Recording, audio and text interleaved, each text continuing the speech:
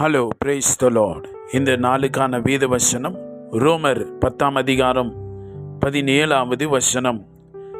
ஆதலால் விசுவாசம் கேள்வியினாலே வரும், கேள்வி தேவனுடைய வசனத்தினாலே வரும் என்று நாம் வாசிக்கிறோம்.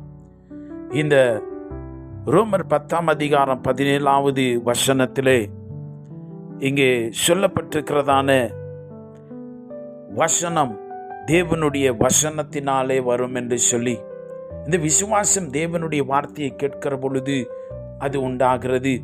ஆனால் இந்த வார்த்தை என்று சொல்லப்பட்டிருக்கிற பதம், த வேர்ட், தேவனுடைய வசனம் என்று சொல்லப்பட்டிருக்கிற இந்த வார்த்தை சொல்லப்பட்ட வார்த்தையாய் இருக்கிறது. ரேமா வார்த்தையாய் அது இருக்கிறது, வெளிப்படுத்தப்பட்ட வார்த்தையாய் இருக்கிறது.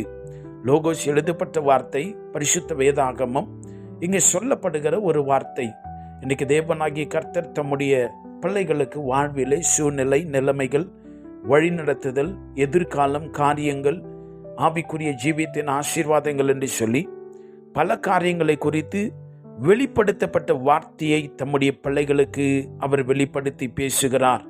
இன்றைக்கு நாம் தேவனிடத்தில் அந்த வார்த்தையை பெற்றுக்கொள்ள வேண்டும். The word of God guides as a light to the people of God. தேவனுடைய ஜனங்களுக்கு இந்த வெளிப்படுத்தப்பட்ட சொல்லப்படுகிற வார்த்தையை நாம் தேவனிடத்திலிருந்து பெற்றுக்கொள்ள வேண்டும். இன்றைக்கு அந்த வார்த்தைகள் நம்மை வாழ்வின் எல்லா விதமான இருளின் வழிகளிலும் ஒரு பிரகாசமான வழியிலே அது நம்மை நடத்தும். இந்த சொல்லப்படுகிற வார்த்தை நாம் பெற்றுக்கொள்ளுகிற பொழுது உங்களுடைய வாழ்வு ஆசீர்வாதமாகும்.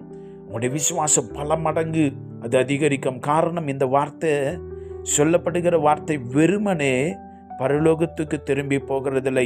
அது அனுப்பப்பட்ட காரியமாய், சொல்லப்பட்ட காரியமாய், பேசப்பட்ட காரியமாய் அது நடந்து தீர்ந்து அது போகும். இன்றைக்கு நீங்கள் சும்மா இருக்கக்கூடாது. இயேசுப்பா, என்னுடைய வாழ்வில் எனக்கென்று வைத்திருக்கிற உம்முடைய ஆண்டவரை சித்தத்தை உம்முடைய வார்த்தையின்படி வெளிப்படுத்த ராஜா.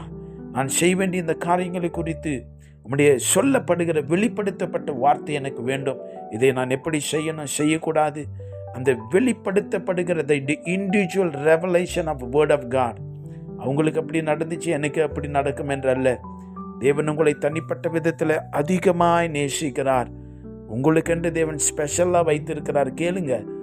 வார்த்தையை வாசித்து போவது மட்டுமல்ல, அந்த ரேமா வார்த்தை பரலோகத்திலிருந்து உங்களுக்கு கிடைக்க வேண்டும். உங்களுடைய ஆவிலே அது பெற்றுக்கொள்ள வேண்டும். அவையிலே சொல்லப்படுகிற பொழுது, ஆவிலே அந்த சொல்லப்படுகிற வார்த்தை வருகிற பொழுது உங்களுடைய விசுவாசம் பல மடங்கு இயேசுனுடைய விசுவாசத்தை போன்று அது வளர்ந்து பெருகும், அது ஜெயிக்கும், அது சாதிக்கும், அது கர்த்தருடைய நாமம் பெரிதென்று விளங்க செய்யும். அல்லேலூயா, ஆமென். நாம் ஜெபிக்கலாம். மகா பெரிய தேவனே, உம்மை போல எங்களை வாழ கற்று தந்திரே.